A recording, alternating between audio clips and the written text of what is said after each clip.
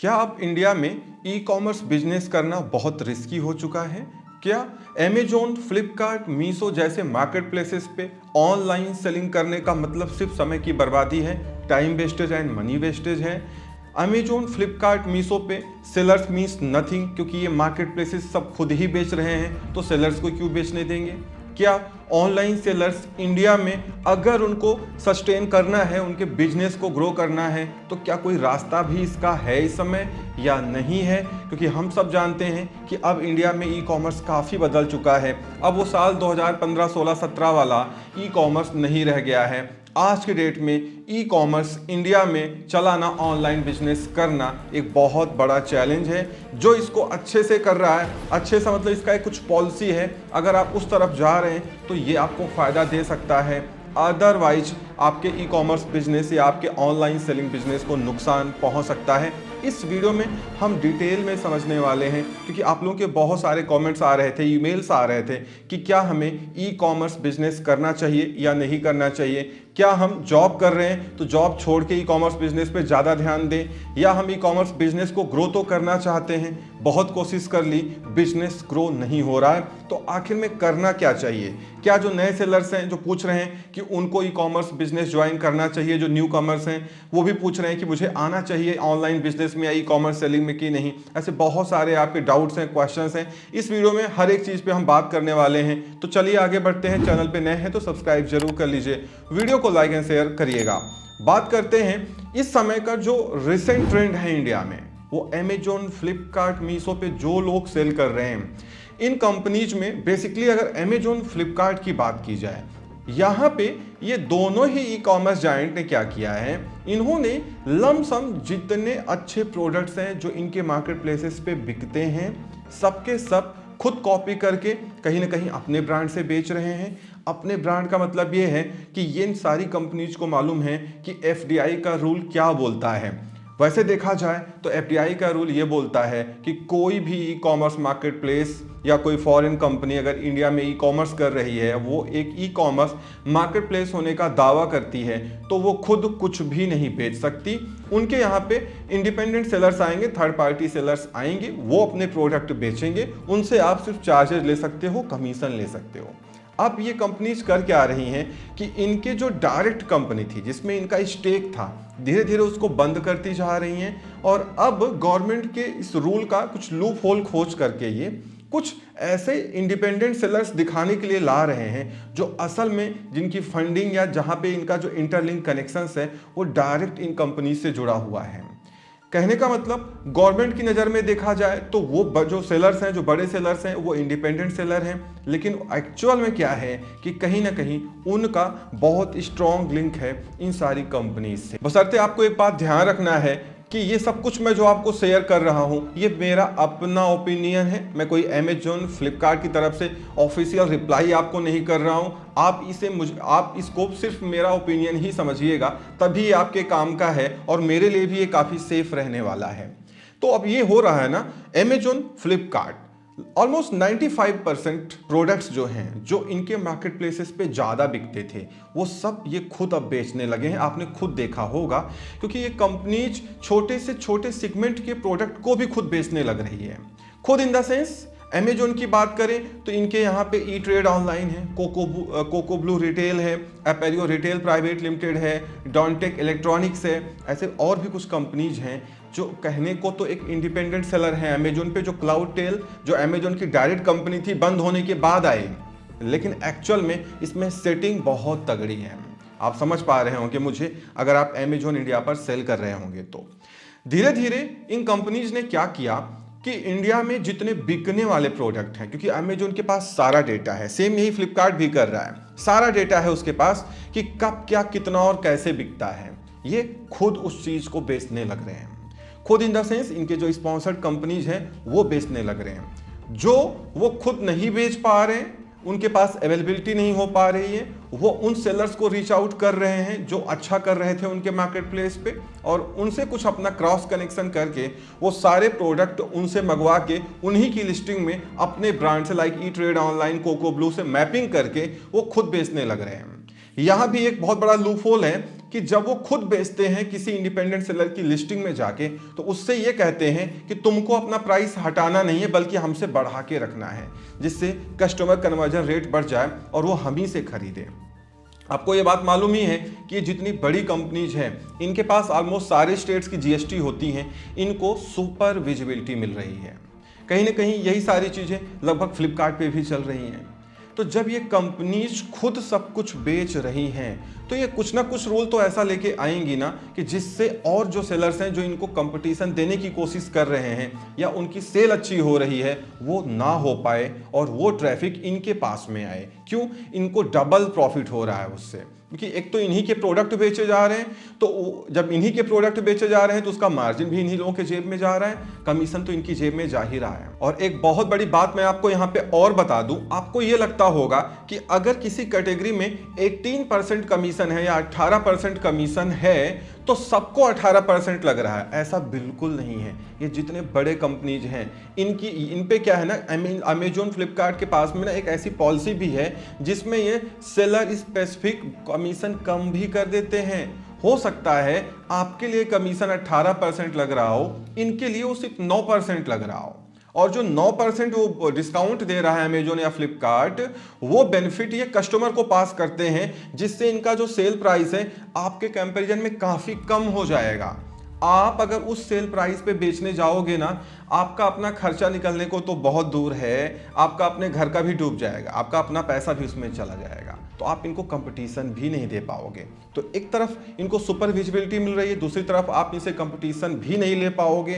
तो आप समझ पा रहे होगे कि आपके बिजनेस को इन मार्केट प्लेसेस पे ग्रो करना, मतलब आगे लेके जाना, ये बहुत नामुमकिन सा हो चुका है अब। इसीलिए रिसेंट में मैंने अमेजोन के लिए वीडियो बनाई, उसमें मैंने आपको बताया अमेजोन का रूल आ गया कि जहां पे इंडिपेंडेंट सेलर्स की लिस्टिंग्स को एक तरीके से सिमिलर मान के विजिबिलिटी नहीं दी जा रही है। अरे भाई, जब कोई आपके मार्केट प्लेस पे सेल कर रहा है, इतने सालों तक वो बेच रहा है, तो उसके पास उसके एम्प्लॉई हैं, उसकी कंपनी है, उसकी अपनी लाइफ है, अपनी फैमिली है, उसके अपने खर्चे हैं। अगर किसी को रातों रात आप उसके बिजनेस को हैम्पर करने लग रहे हो, तो आप किस बात की कंपनी हो या किस बात की इंटरनेशनल मार्केट प्लेस हो। बहुत सारे सेलर्स को मैं जानता हूं जो बेचारे गरीब हैं, कुछ पैसे लेके वो अपना बिजनेस करके कुछ अपना काम चला रहे थे अमेजोन फ्लिपकार्ट पे, अब उनका धंधा बिल्कुल बंद हो चुका है, बिजनेस शट डाउन हो चुका है। वो परेशान हैं कि करें तो क्या करें। ठीक है ना, क्योंकि ये जितनी कंपनीज है ना, ये सेलर्स मींस नथिंग, इनको कुल मिला करके ज्यादा पैसे कमाने हैं, कस्टमर्स को ज्यादा रिटेन करना है, कस्टमर्स को खुश रखना है और ज्यादा टर्नओवर बढ़ाना है, पैसे कमाने हैं। तो ये तो वही करेंगे ना कि इनको जब ज्यादा पैसा मिले। तो ज्यादा पैसा कब मिलेगा? जब ये सारे प्रोडक्ट खुद ही बेचने लगे, उसके साथ जो लोग बेचना चाह रहे हैं, लड़ाई कर रहे हैं, उसी में लगे पड़े हैं, वो खूब एड्स चलाएं, डील चलाएं, जिससे इनको और पैसा मिले, तो उनको थोड़ा मोड़ा बेचने को मिल जाएगा। आपने देखा होगा ना, जब आप थोड़े कैंपेन चलाते हैं, एड्स चलाते हैं, तो थोड़ी बहुत सेल आपको मिल जाती है। जब आप कैंपेन और एड्स बंद करते हैं, सेल्स आना बंद हो जाती हैं। क्यों? क्योंकि ये कंपनीज ये चाहती हैं कि अगर आपको हमारे मार्केट प्लेस पे बेचना है तो ऐड तो चलाना पड़ेगा। क्यों? ऐड जब आप चलाते हो, वो पूरा पैसा इनकी पॉकेट में जाता है, जेब में जाता है। नॉर्मल विजिबिलिटी तो मिलना बहुत मुश्किल रह गया है एक नॉर्मल सेलर को। हाँ, ये बड़ी कंपनी जो हैं ये तो सब कुछ कर ही रही हैं। पहले 70-30 शेयर हुआ करता था इन मार्केट प्लेसेस पे। 70% इनके खुद के एफिलिएट या ब्रांड बेचते थे और 30% में बाकी सेलर्स बेचते थे। अब लमसम ये 90 और 10 रह चुका है, मतलब 90% ये लोग खुद ही सब कुछ बेचने लग रहे हैं। तो जब खुद सब कुछ कोई बेचेगा और आप उसके यहाँ पे अपने प्रोडक्ट बेचने जाओगे, तो क्या आपको वो बेचने देगा? हाँ, ये बात सही है कि इंडिया में सीसीआई के रूल बहुत टफ हैं। कंपटीशन कमीशन ऑफ इंडिया की गाइडलाइंस हैं कि आप फेयर कंपटीशन करेंगे। उसी फेयर कंपटीशन के चक्कर में जो सामने का आपका फ्रंट व्यू है वो बहुत नॉर्मल सा दिखता है कि चलो लिस्टिंग करो, खूब बेचो, लेकिन बैकएंड में कुछ और ही चल रहा है। क्यों? क्योंकि अगर ये आपको इनरोल नहीं करने देंगे, बंद कर देंगे, तो फिर एक तरीके से ये फेयर कंपटीशन नहीं माने जाएगा, एक्शन लिया जा सकता है।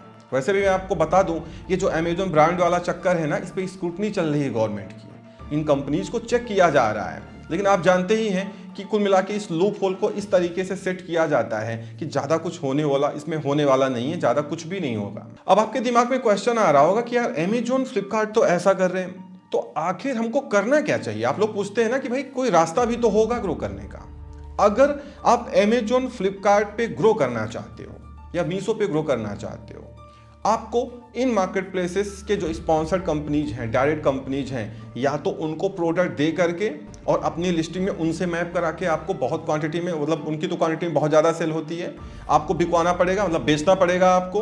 उसमें आपका कुछ भी नहीं होगा, आप सारे प्रोडक्ट उन कंपनीज को दोगे, वो उस प्रोडक्ट को आपकी ही लिस्टिंग में मैप करके बेचेंगे और उसमें पैसा 7 दिन में नहीं मिलता है, उनका अपना कॉन्ट्रैक्ट होता है, 15 दिन 1 महीने बाद आपको वो पैसा देंगे। फिर अमेजोन से आपको एक भी पैसा नहीं मिलने वाला है जितना वो बेचेंगे।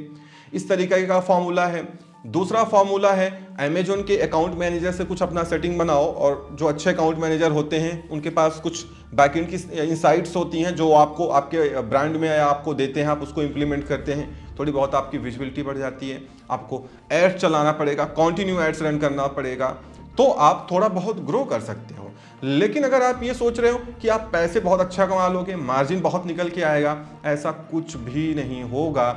इन सारे मार्केट प्लेसेस पे डे बाय डे मार्जिन कम होता जा रहा है क्योंकि कंपटीशन बढ़ता जा रहा है। उल्टा ये कंपनीज खुद ही प्रोडक्ट बेच रहे हैं, उनका प्राइस ऑलरेडी आपसे बहुत कम है, तो सस्टेन कर पाना बहुत मुश्किल है। जो लोग थोड़ा ग्रो भी कर रहे हैं, जब वो अपने मार्जिन को एनालाइज करने जाते हैं, उनको चक्कर आ जाता है कि हम ये क्या कर रहे हैं। इस सिनेरियो में इन मार्केट प्लेसेस पे ग्रो करना मुश्किल है। बस जो 2 चीजें मैंने बताई कि एक तो आप अमेजोन के जो ब्रांड्स हैं, जो कंपनीज हैं, उनके थ्रू अपने प्रोडक्ट को सेल करो, या जो made for Amazon, Amazon brand जैसे प्रोग्राम है जहाँ पे अकाउंट मैनेजर आपको मिल जाते हैं, आप उसमें चले जाओ, कुछ आपको फायदा मिल सकता है। ऐसे फ्लिपकार्ट के भी अपने इग्नाइट प्रोग्राम जैसे हैं, फ्लिपकार्ट के भी अपने प्रोग्राम चलते रहते हैं। लेकिन ओवरऑल देखा जाए तो अमेजोन, फ्लिपकार्ट या मीशो पे सेलिंग करना बहुत ज़्यादा प्रॉफिटेबल नहीं रह गया है।